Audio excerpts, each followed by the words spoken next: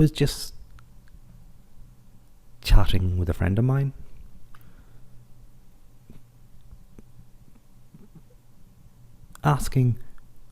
wondering, why is the election so close?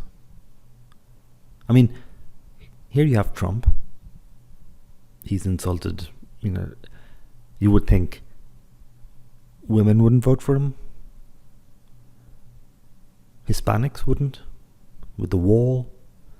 Blacks wouldn't. Muslims wouldn't. I mean, he's written off. He's offended so many groups that you'd think he'd only have a couple of percent maybe of votes. That this wouldn't even be a race. And remember, we saw how Nixon and Reagan won convincingly, getting over 500 electoral votes. So, that does happen. But then I thought, well, there seems to be at least two Americas. You have New York and California, who are supporting Democrats. There, you've got Silicon Valley in California, you've got finance in New York, as well as Illinois, I'd add. But those areas have been doing well. Incomes are high, all is good. But there are vast regions where that's not the case. So it has been a case of the rich get richer and the poor get poorer. If looking at, and this is kind of related to WikiLeaks, but you this kind of thing, there are so many examples, so it's not specific. But just the fact that this was recently in the news. So then presidential candidate Obama played a critical political role in shepherding the massively unpopular bank bailout through Congress. I'll have the link in the description below the video. You can just type in, Obama, Citibank, WikiLeaks maybe. As President Obama not only funneled trillions, not billions, trillions of dollars to the banks, he saw to it that not a single leading Wall Street executive faced prosecution.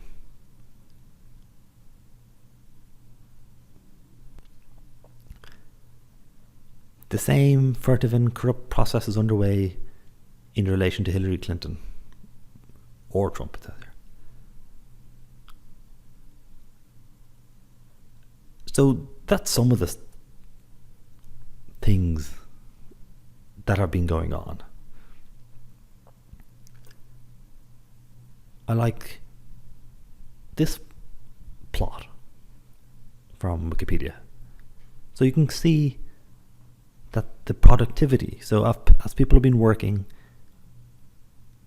learning new technologies, picking up new skills, moving to computers, then internet, and then whatever, mobile, people have been increasing their productivity.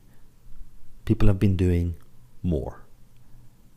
So the dark blue line is productivity. The light blue line is median family income. So essentially, from the 40s, 50s, 60s, 70s, as people were doing more, producing more, increasing their productivity, their pay was keeping up. Then come the 80s, and since then, even though they've been working more and more and more and more, even though they've doubled their productivity, actually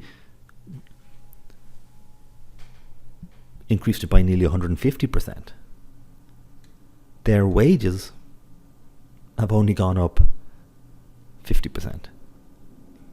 So from here, from 2000,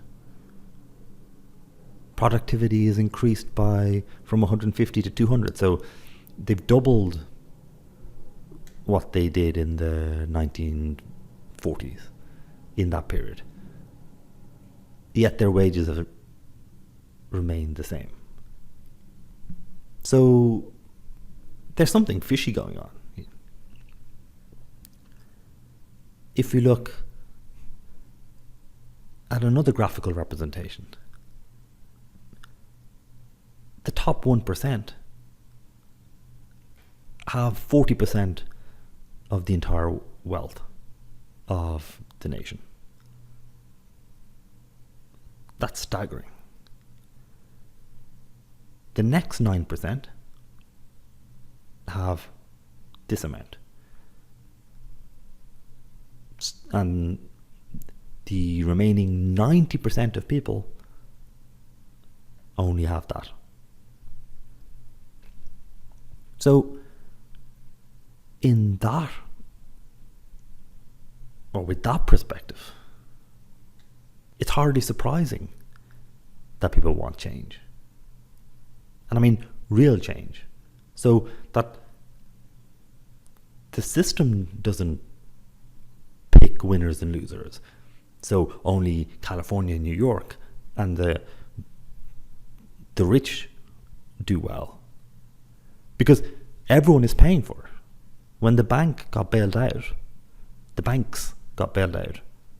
that wasn't paid for by the top 1%. That was taken from evenly shared. There are alternatives, as they're talking about now. If you just stimulate, you cut interest rates and you boost asset values, you boost investments, that mainly goes to the top 10%, the top 1%, because they're the group who have most of their money, most of their wealth in stocks and shares, in assets. So houses, buildings, multiple houses, multiple things. So when asset prices go up, their value goes up. For most people, that's not the case. The government could have used that same money to build roads, build out infrastructure, which is what they're all talking about now. That would have led to creating loads of jobs for people who are not in the top 1%. And that would have boosted the wealth of those people, with the wealth of those communities. Those people then would have been able to go to shops. That money would have made profit for those shops, and so on and so forth. So there are alternatives. And this election might force that issue. And that is why there is support for Trump. The strangest of man of the people candidates.